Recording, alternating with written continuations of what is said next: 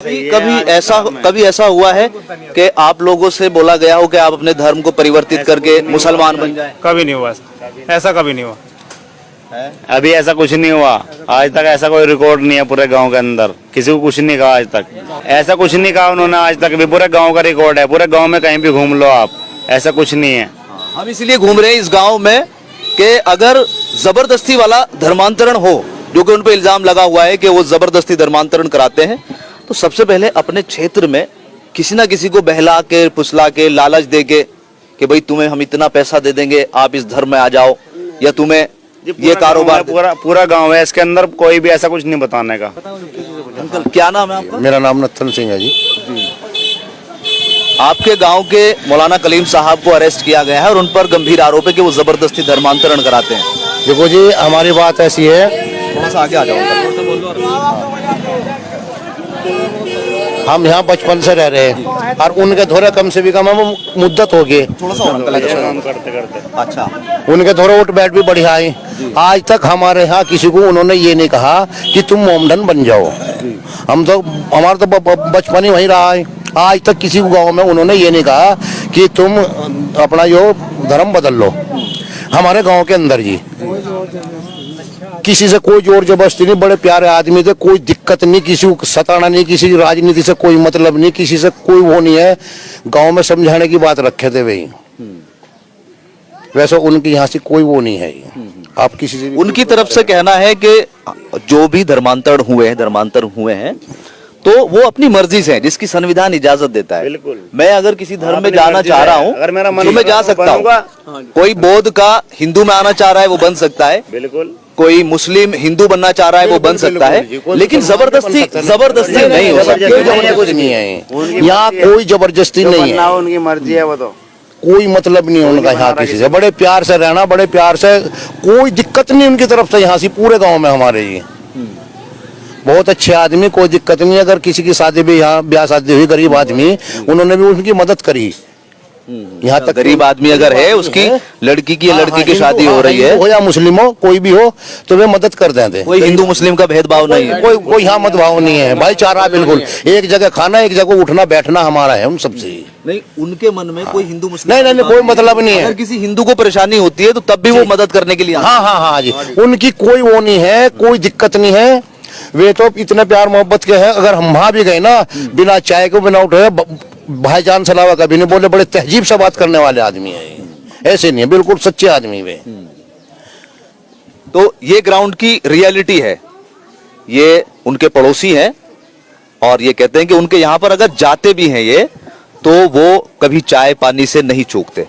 कभी कोई प्रस्ताव इनके सामने नहीं रखा कि आप अपना धर्म बदल कर, जितने भी लोग मौजूद हैं सबसे हम पूछ रहे हैं लगातार कि अपना धर्म बदलकर आप हमारे धर्म में आ जाओ, या जो इल्जाम उन पे लगा रहे हैं, गोदी मीडिया जो इल्जाम लगा रही है कि आपको बहला के, फुसला के, या आपको एक मोटा अमाउंट दे के, लालच दे के धर्मांतरण कराने वाली जो बात है, वो अभी तक हमें यहाँ इस गांव के अंदर, जो हम दूसरी साइड आए हैं, वहां कहीं पर भी नजर नहीं आ रही। और भी आगे लोगों से बात करते हैं और समझने की कोशिश करते हैं कि क्या लोगों की राय है, क्या लोगों का नजरिया है मौलाना कलीम साहब को लेकर।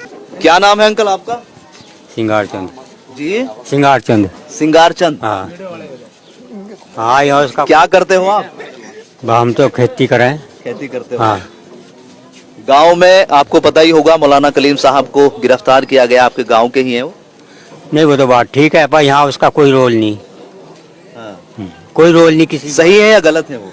है सही थे, सही मानते हो आप? सही मानने हम तो।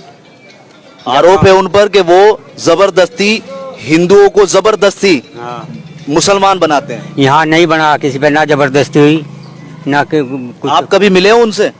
हमारे साथ तो पढ़ाओ। हाँ हमारे साथ तो पढ़ाओ। तो ये इनके साथ मौलाना कलीम साहब पढ़े हुए हैं, तो एक तरह से आप दोस्त हुए उनके? दोस्त क्या, गांव बस्ती में तो हो गई है, कोई नहीं थोड़ा के जब है तो यार याना तो हो ही जाता है जब साथ में पढ़ते हैं। नहीं, शुरू में बता रहे हो ऐसा। आप डरो मत। नहीं, डरने क्या बात है इसमें। कभी कभी मन में ऐसा आ जाता है कि भाई कभी मैं उनका दोस्त बता दूं और मुझे जो है ना कुछ हो जाए, ऐसा कुछ नहीं। ना हिंदू का और उसका क्या मेल, वो तो बात मिल गया, बातचीत हो गया, नहीं कुछ भी नहीं, मेल माल क्या है उनका।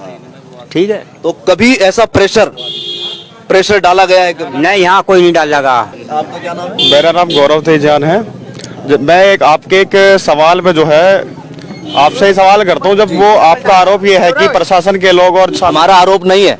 मैं बता रहा हूँ ना, आपका आरोप ये है कि शासन और प्रशासन का आरोप ये है कि सरकार का कि वो हिंदू जो है आपका धर्म परिवर्तन करवा रहे थे।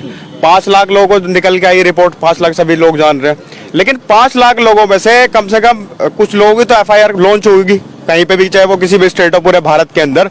तो सरकार का जो है ये जुमावड़ा है ना, ये जो सरकार भारतीय जनता पार्टी की है, इनको धीरे धीरे टारगेट, वो 14 तारीख को मौलाना कलीम साहब जो मिलते हैं, मोहन भागवत जी, और अपने आप को बताते हैं मैं संघी हूँ, और वो कट्टर एक हिंदूवादी भी सोच रखते हैं। तो मेरा मानना ऐसा है, कहीं ना कहीं तो हाल ही में चुनाव है 2022 में, तो कहीं ना कहीं इस मुद्दे को जो है चुनाव की आकर्षित किया जा रहा है। हिंदू जो मुस्लिम का जो मुद्दा है उसको हिंदुओं को जो है और मुस्लिमों को पार्टी दिया जा रहा है, उनको भड़काने की पूरी साजिश है। लेकिन लोग इतने एक्टिव हो गए जो सोशल वर्कर हैं, और आज भी वही आज का जो यूथ है वो बेरोजगार से भटक रहा है।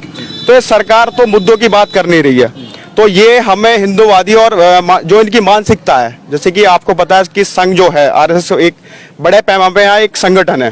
तो मेरा मानना है ऐसा कि जो RSS के जो लोग हैं कहीं ना कहीं उनका जो है षड्यंत्र, क्योंकि मोहन भागवत से वो एक मैंने पोस्ट देखी थी उनकी, मौलाना कलीम साहब के साथ में इनकी एक पोस्ट है, तो उसमें जो है RSS के जो जिन्हें मोहन भागवत के नाम से जाना जाता है पूरे भारत के अंदर, तो वो हाथ जोड़ के खड़े हैं। जब वो हिंदूवादी सोच रखते हैं तो उनके साथ में, जब वो मुस्लिम कम्युनिटी से आता है तो उनके साथ में हाथ जोड़ के क्यों खड़े हैं? तो कहीं ना कहीं तो कुछ है जो कि सामने भी नहीं आ पा रहा।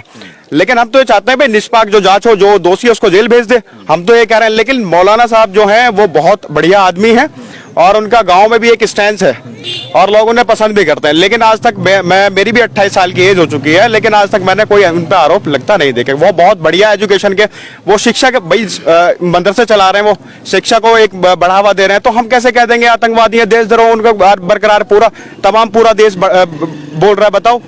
तो ये आपको पता भी, एक साइन बाग में भी आंदोलन चल रहा था।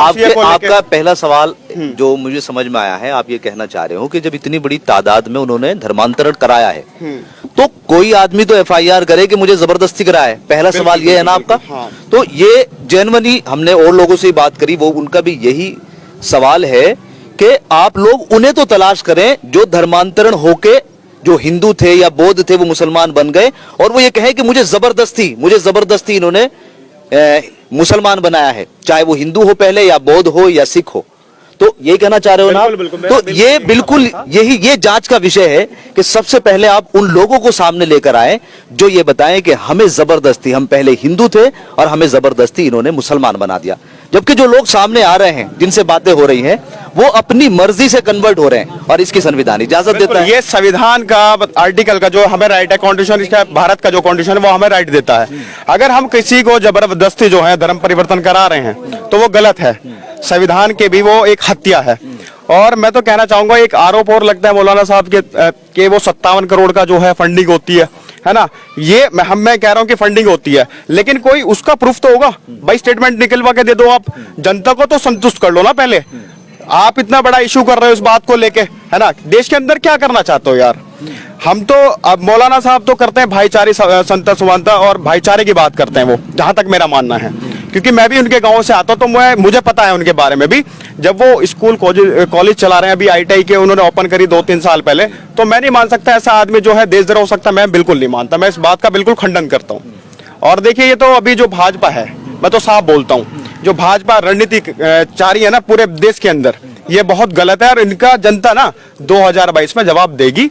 ये चीज नोट करने वाली है। ये केवल इनकी सोच नहीं है, ये सबको समझ में आ रहा है कि क्या रणनीति बनाई जा रही है, क्योंकि भाजपा सरकार मुद्दों से भटका रही है।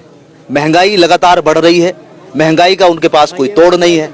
तो इन सारे मुद्दों को कवर करने के लिए लोगों का कहना है कि अब उनका जो लास्ट हथियार होता है, जो लास्ट टूल होता है, कि वो हिंदू मुस्लिम कराएं और मुस्लिम और हिंदुओं का ध्रुवीकरण करके हिंदू वोट लेकर अपनी राजनीति फिर चमका दें।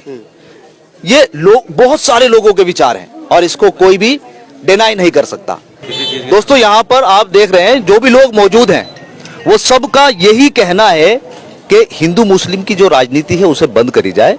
हिंदुस्तान की जो खूबसूरती है, हिंदू मुस्लिम सिख ईसाई आपस में सब भाई भाई बड़े प्यार से रहना, यही सब लोग चाहते हैं। जितने भी यहाँ पर लोग मौजूद हैं और गांव में हम जो लगातार घूम रहे हैं और उन लोगों से बात कर रहे हैं तो उन सबका यही कहना है कि बीजेपी एक एजेंडे के तौर पर काम कर रही है और एजेंडे के तौर पर ही मौलाना कलीम साहब को उन्होंने अरेस्ट किया है।